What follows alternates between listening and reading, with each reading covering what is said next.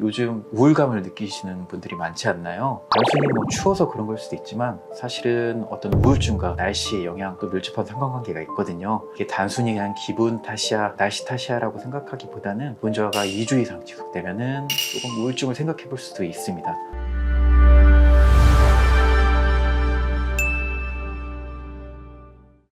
안녕하세요. 저는 참 좋은 병원 정신건강의학과 윤석현이라고 합니다. 우울증은 쉽게 말하면 기분 저하죠. 근데 이제 임상적인 질병의 관점에서 우울증은 조금 다릅니다. 크게 세 가지로 좀 나눠볼 수 있어요. 먼저 생물학적인 요인으로서 가장 많이 연구되고 있는 게 뇌의 신경전달물질 중에 우울과 관계된 신경전달물질이 어떤 불균형을 이루기 때문에 우울증이 생길 것이다. 그런 원인이 있을 수도 있고, 그리고 또 한 가지 유전적인 요인인 건데, 이거는 조금 연구를 해봤을 때 일반적으로 좀 우울증의 가족력이 있는 분들이 우울증의 발병률이 높다 하고 해서 유전성이 있을 것이다, 그런 원인이 있을 수 있고, 또 세 번째 요인으로는 환경적 요인, 스트레스나 이별 혹은 상실의 경험들, 그런 것들로 인한 그런 환경적인 요인이 인한 우울증이 생길 수도 있죠.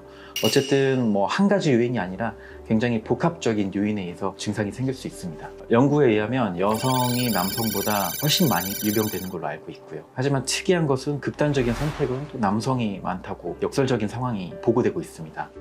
남성분들 화장실에 가면은 남자가 흘리지 말아야 할 것은 눈물만이 아니다라는 말 얘기 들어보셨죠? 그런 것처럼 사회 문화적으로 조금 남성의 어떤 감정들에 대해서 조금 억압해야 남자다, 이런 편견, 그런 것들 때문에 약간 남성분들이 어떤 우울감이 왔을 때 시기적으로 정신과를 찾게 되는 시기가 조금 늦춰진다는 점, 그렇다면 초반에 치료 시기를 늦어지면은 아무래도 좀 위험한 자살 사고 그런 것까지 연결될 수 있을 확률이 더 크고요. 두 번째로는 어떤 남녀 간의 어떤 감정 변화에 있어서 섬세하게 느끼고 그걸 소통하는 데 있어서 여성분들이 그런 거에 좀 익숙한 반면에 남성분들은 좀 그렇지 못하다는 점이, 감정 변화를 느끼는 데 있어서 성별의 차이가 좀 있는 것 같습니다. 여성분들이 어떤 감정 변화에 예민하게 반응하기 때문에 또 정신과를 초기에 우울증이 있을 때 빨리 찾아올 수 있다는 점, 그래서 치료 적게 접근함으로써 빨리 치료가 되면은 당연히 자살 사고나 이런 극단적인 선택에 이르기까지 시간을 벌 수 있겠죠. 근데 하지만 남성분들이 이미 골마 터져서 오기 때문에 우울증이 심각해서 온다거나 아니면 이미 뭐 극단적인 선택을 한 경우가 많이 있고, 또 한 가지 원인은 약간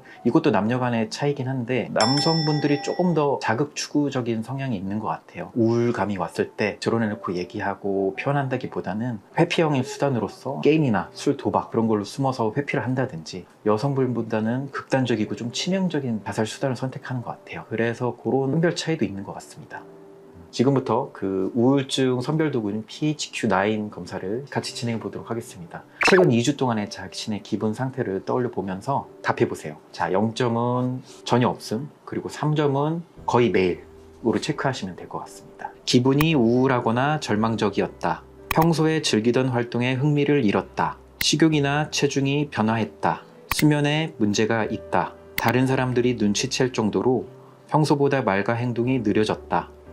혹은 안절부절 못해서 가만히 앉아있을 수 없다. 피곤하고 기운이 없다. 내가 잘못했거나 실패했다는 생각이 들었다. 혹은 자신과 가족을 실망시켰다고 생각한다. 신문을 읽거나 TV 보는 것과 같은 일상적인 일에도 집중할 수 없다. 차라리 죽는 것이 더 낫겠다고 생각한다. 혹은 자해 생각을 했다.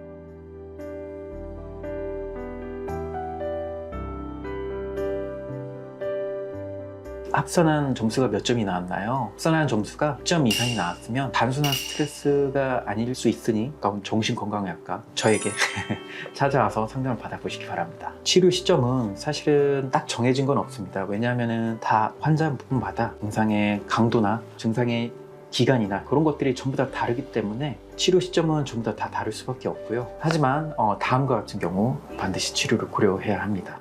증상이 2주 이상 지속되는 경우, 일상생활에 심각한 영향을 미치는 경우, 자살에 대한 생각이나 자해 행동이 있을 때, 기타 신체적 증상이 동반되는 경우, 자기 스스로 해결하기 어려운 경우, 우울증이 증상이 심해져서 스스로 해결하거나 감정 조절이 어려운 경우. 여기서 사실은 가장 중요한 거는 일상생활이 힘드냐, 그것이 가장 중요한 포인트가 될 것 같습니다. 우울증의 치료는 약물 치료와 상담 치료가 있고 신경 자극 치료라고 해서 요즘 뭐 TMS라든지 TDCS 같은 치료 등도 있습니다. 하지만 가장 기본적인 것은 약물 치료와 상담 치료가 될 수 있겠고요. 약물 치료라는 것은 항우울제가 효과를 발휘하기까지가 조금 시간이 걸립니다. 이 대략 2주에서 3주 이상의 기간이 소요되고 중독성이 있지는 않아요. 보통 적어도 6개월에서 1년을 복용하고 그 다음에 증상의 결과를 보고 괜찮으면 서서히 전문의와 상담하에 끊는 걸 권해드리고 있습니다. 이게 한 번에 갑자기 먹다가 증상이 좋아졌다고 끊게 되는 경우 재발도 흔하거니와 갑자기 끊게 되면 어떤 약물에 대한 금단 증상도 있을 수 있기 때문에 그것이 많이 불편할 수 있습니다. 그렇게 약물 치료를 해야 될 정도의 어떤 증상이 강하진 않다. 그럴 경우에는 상담 치료만으로도 가능한 경우가 있습니다. 저는 그 약물 치료라는 게 폭풍 속의 우비 같은 거라고 좀 설명을 드리고 싶습니다. 그 약물을 먹는다고 해서 그 약물이 어떤 비를 멈추게 하진 않거든요. 하지만 그 약물이 우비 같은 역할을 해서 그 빗물에 우리가 젖지 않고 체온을 좀 보호하면서 앞으로 나아갈 수 있게 하는데 좀 의미가 있다고 생각합니다. 쉽게 말해서 우울의 강도를 약물이 조금 줄여줘 우리가 생활할 수 있는 에너지를 좀 얻을 수 있다고 생각하면 되는데요. 기본적인 우리 생리 욕구들, 수면이나 식욕 그런 것도 조절해 주면서 우울감 회복에 당연히 도움을 줄 수 있고 또 부정적인 감정을 줄여두도록 도움이 됩니다. 이 사람의 생각이라는 건 감정 속에 많이 지배당하기 쉽거든요. 우울한 환자분들은 그 부정적인 감정 속에 있어서 생각도 부정적으로 왜곡되기 쉬워요. 그래서 이 약물 자체가 어떤 사람의 생각을 바꾸진 않지만 그런 부정적인 감정을 회복함으로써 부정적인 생각을 줄여주는 효과가 있다고 그런 면에서 큰 이득이 있다고 생각합니다.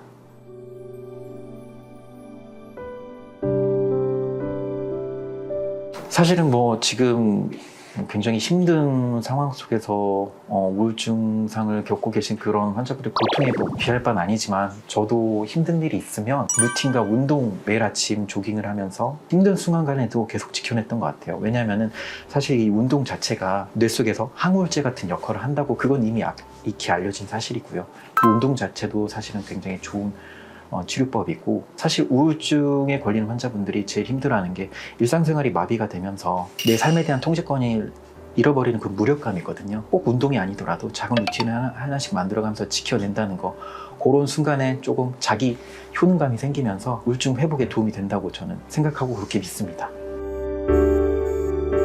그 환자분은 당뇨 합병증으로 한쪽 다리를 절단할 수밖에 없었던 환자분, 그 환자분은 극심한 우울감을 호소했었습니다. 어떤 장소를 가든지 간에 죽을 장소를부터 먼저 생각하든지 그런 극심한 자살사고를 동반하는 우울증의 환자였는데요. 그 환자분을 제가 정신과 치료로서 도와줄 수 있다는 건 사실 약물 치료와 들어주는 상담 치료였는데 죽음에 대한 생각, 위험한 생각이 점차 줄어들면서 그런 생각이 들었다고 했습니다. 내가 이 건강한 다른 한쪽 다리가 있지 않느냐 그렇게 생각이 변화하면서 우울증이라는 것은 아까 제가 처음에 말씀드린 PHQ-9의 어떤 체크리스트 같은 어떤 뭐 이게 우울증인지 아닌지 체크하는 그런 정량적인 이해보다는 그 개개인의 다 특성이 있기 때문에 개인의 이해가 더 중요한 거고 그 우울증이라는 진단명은 하나지만 수많은 아픈 사연과 증상이 있기 때문에 그거를 이해해야 한다는 점 그리고 그 환자분이 어떤 삶에 대한 태도 긍정적인 태도뿐만 아니라 어떤 우리가 일상적으로 평범하게 생활하는 거 살아내는 것조차도 사실은 굉장히 위대한 것이다. 평범한 위대함을 그분을 통해 많이 배우게 되었습니다. 주변에 어떤 우울 증상을 겪고 있는 분들이 있다면 그 곁에 있는 것만으로 사실 큰 위안이 되거든요. 공감을 해주고 들어주는 것도 좋지만 좀 일상생활이 망가진 것 같다 조금 힘들 것 같다 그러면 우울증을 겪고 있는 분들에게 정신과 상담을 받아보게 하는 걸 적극 권유드립니다. 오늘 영상이 여러분의 마음의 문턱을 낮춰주는 계기가 되었으면 좋겠습니다. 좋아요, 구독 눌러주시고 혹시 궁금한 점이 있다면 언제든지 댓글로 남겨주시면 감사하겠습니다. 제가 답변해 드리도록 하겠습니다. 감사합니다.